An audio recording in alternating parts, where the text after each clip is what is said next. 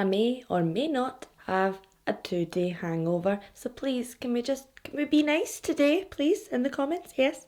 Okay. Yesterday, all my troubles seem so far away. Hey there guys, my name's Megan if you're new here, and if not, welcome back for another spooky episode of Killer Weekend, where each week we'll discuss a true crime case and you guys can feel free to leave your thoughts in the comments box below. I feel like I had a lot of saliva there. Yeah, I forgot to swallow. If you like all things true crime, supernatural, UFO, conspiracy theory, and all that good stuff in between, then please hit that subscribe button. I'll be here for you each week with our true crime killer weekends, and on and off every couple of Wednesdays with our weirdo Wednesdays, where we'll discuss something spooky I've heard.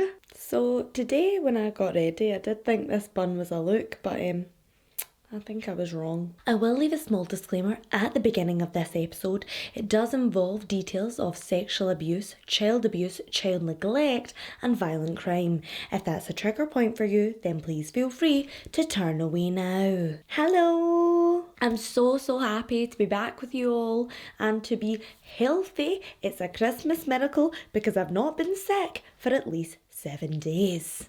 7 days. Now it's time to get all serious, okay? Because today's episode centres around the theme of justice. It's always been like a really strange concept to me to think about all this time ago. A big group of white men decided that if you do this, you get this punishment. Now, it's no surprise to any of my viewers there who already know me that I feel very strongly about lenient sentences, especially for child abuse and sexual abuse. But what actually is justice? It can mean different things depending on where you live in the world. In America, it could mean the electric chair. In Iran, it could mean stoning women. Or here in the UK, it could mean a 3-year sentence for sexually assaulting a minor. Wow, I'm so proud of you. I'm sure the thought has popped into all of our heads that if someone hurt my family member and took them away from me, I would want them dead. But sadly, the justice system doesn't always work, and sometimes family members have to watch killers walk free. What do you do then? You just give up and accept that this monster is probably going to go on and hurt more people, or even worse, children. 66% of violent offenders, once they're released, will go on to re-offend. So with stats like this, it's really easy to understand why some victims' families might feel that vigilante justice is their only option. They say that 2 wrongs don't make a right, but I'm not really so sure. If it was my mum or my sister, or worse, one of the kids in my family, I could easily become one of the people that we talk about on this very channel. Tonight, everyone, we will be diving into the murder of Anna Bachmeier. An eye for an eye.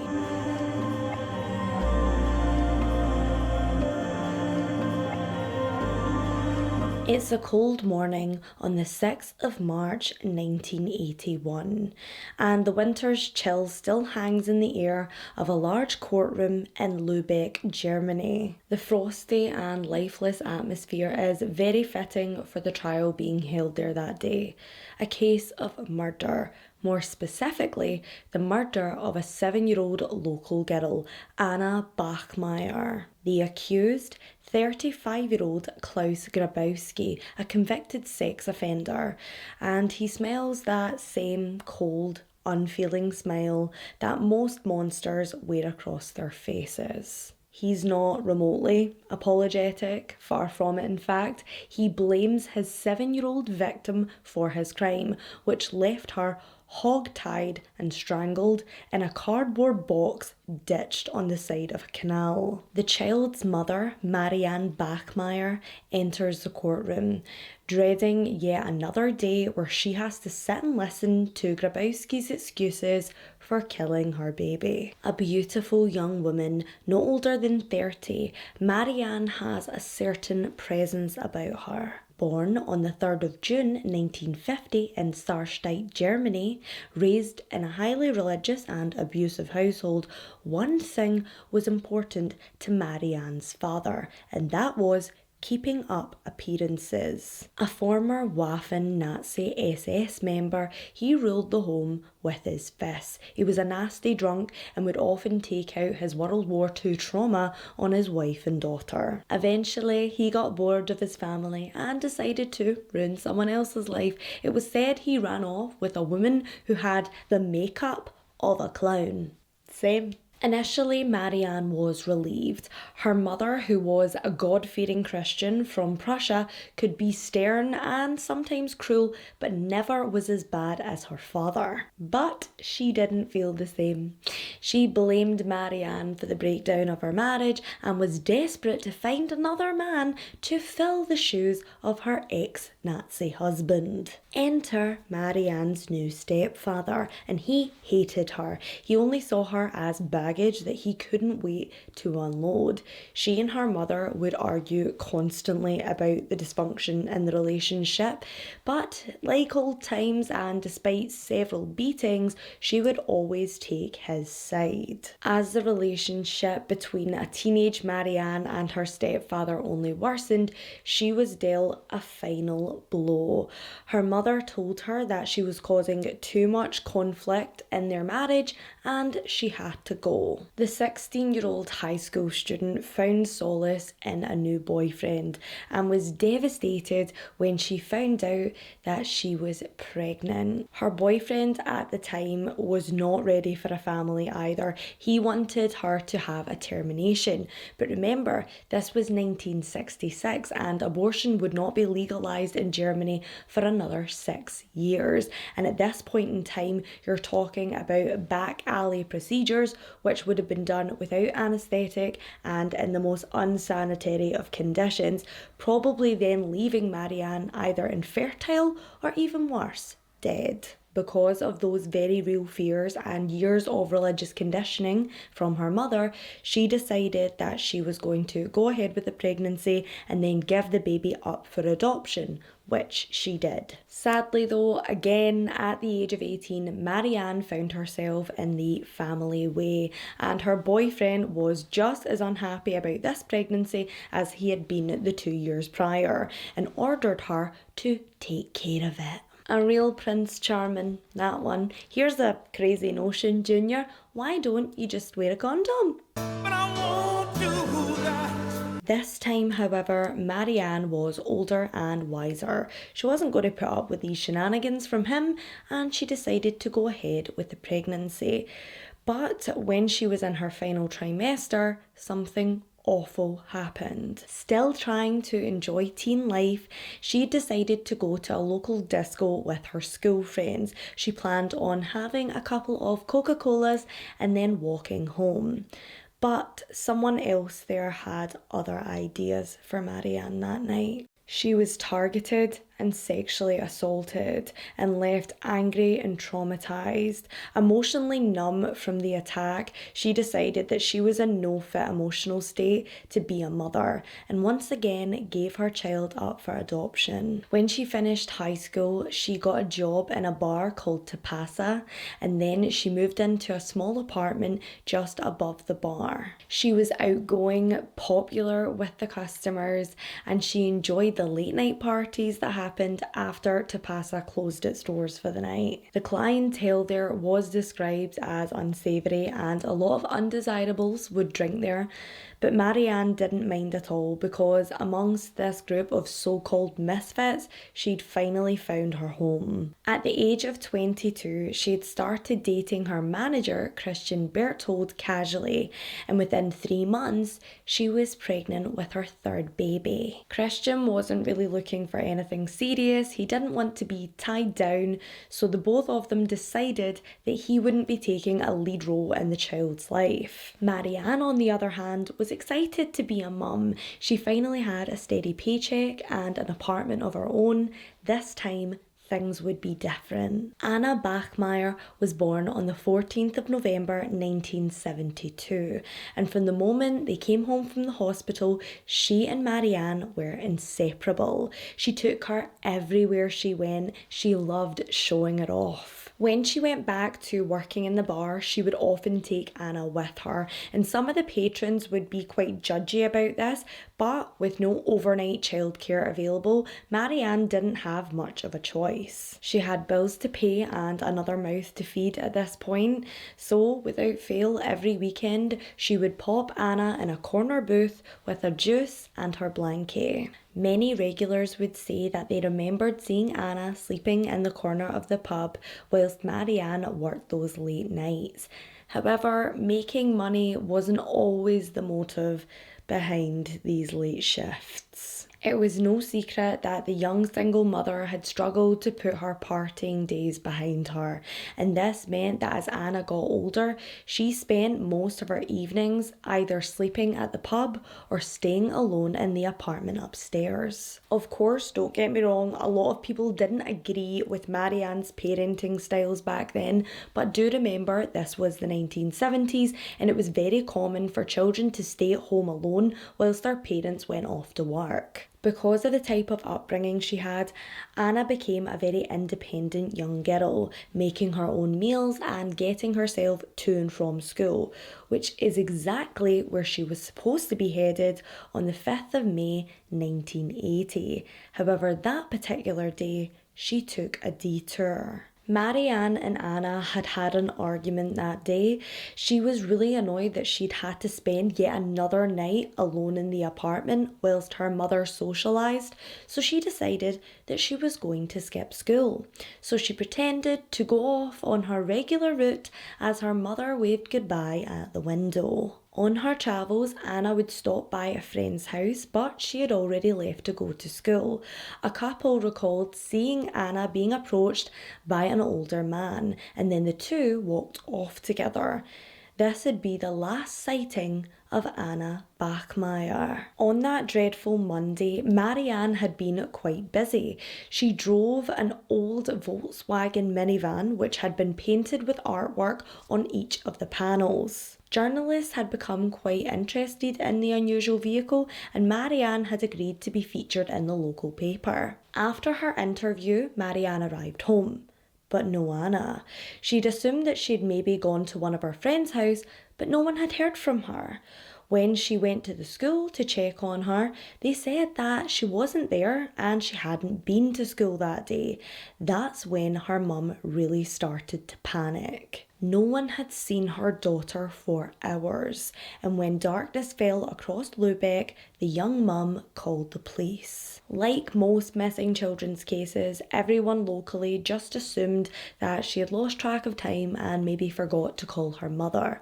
This wasn't the case. The 7-year-old was snatched by a predator who lived only doors away from her family's apartment. A neighbour did come forward to say that they had seen Anna with an unknown male on the morning of her disappearance, and law enforcement began to fear exactly how this investigation would end. With no solid leads and still no sign of Anna, people kept a closer eye on their children in Lübeck, and police began to hunt a monster. That hunt would come to a close when a young woman would call the police station with a shocking piece of new information. When she came home that afternoon, she'd been met with her 35-year-old fiancé, Klaus Grabowski, in an absolute panic. He then blurted out that he'd been responsible for the disappearance of the little girl that everyone had been searching for. And like a normal person, she went straight to the police to tell them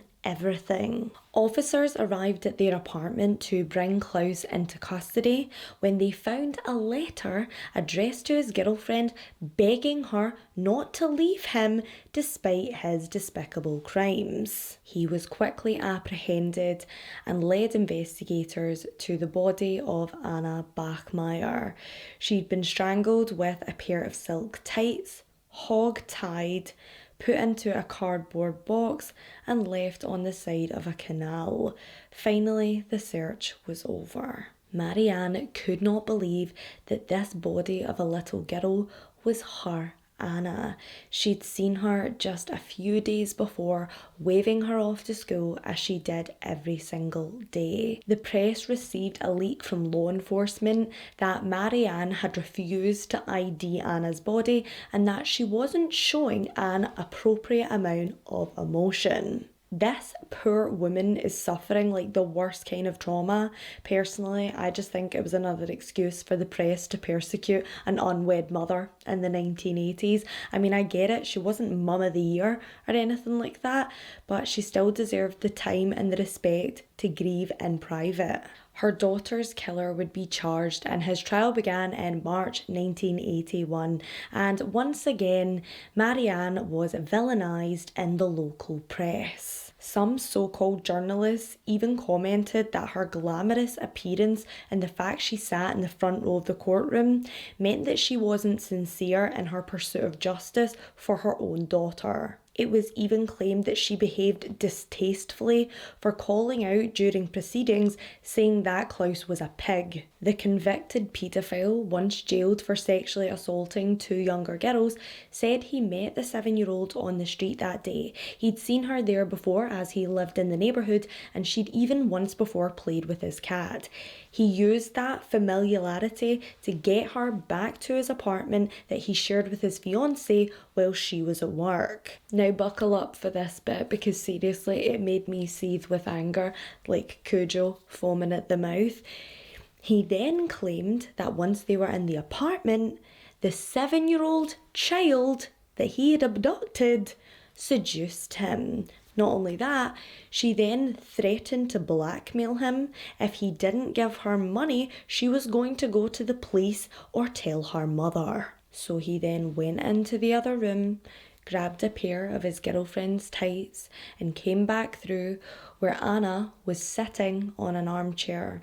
He then put the tights around her neck and strangled her and made a point of saying in the courtroom that she was clearly a fighter as it took her several minutes to die. By claiming that Klaus had been provoked somehow, his legal team hoped to get him off on the lesser charge of aggravated manslaughter, but his criminal history would suggest another motive. After the sexual assault of 2 young girls in 1976, he was sent to a mental health facility to receive treatment for his unnatural urges. The fact he received no jail time was definitely controversial at the time because even though paedophilia can be managed through one-on-one counselling and also medication and hormone therapy, it can never be cured. Klaus also received a chemical castration in which offenders will be injected to reduce their testosterone levels. Even though this was commonplace in 1970s and 80s Germany, it still is a little bit problematic. The lack of testosterone only really diminishes the urge for sexual gratification.